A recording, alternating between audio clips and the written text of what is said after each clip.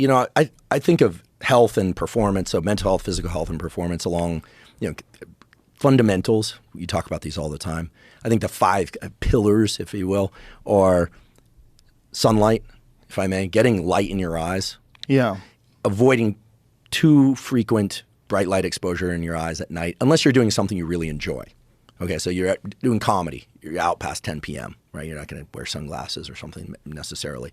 That would be ridiculous. It'd be ridiculous, right? It's like, yeah. People would go, what the fuck is this weirdo doing with sunglasses on? Well, it's past 10 p.m. I have to have my blue blockers on. I've got friends that wear the red lights at night and dim all the lights, that whole thing. That's a little extreme. That's a little extreme. Those people are always weird. Yeah, but sunlight during the day, morning and day, and trying to limit bright light exposure at night as much as is normally possible. Then I would say movement.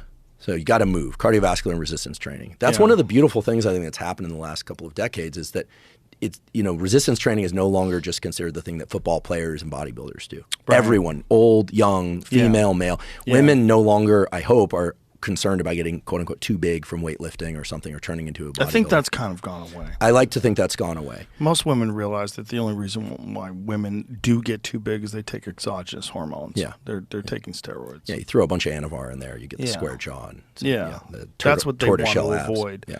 But women who don't do that and who lift weights regularly look way better. They look way better, and our friend Peter Attia, has talked about one of the major causes of death later is, falls due to stepping down off things. Inability to hang from a bar is, correlated with lack of health, right, in men and women. So being able to have some strength. So exercise, then nutrients, right? Macronutrients, proteins, fats, and carbohydrates. People now think about it. So you need all that stuff, vitamins, minerals, and then the other stuff.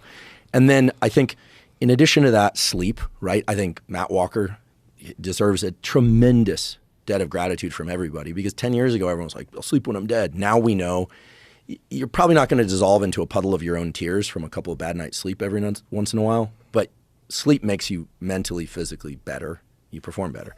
And then the last one is this whole, not notion, it's social connection, right? You can't stay isolated constantly or people lose their minds. Yeah. So when you look at people that get very depressed or they're suicidal, one or several of those 5 things is going to be diminished.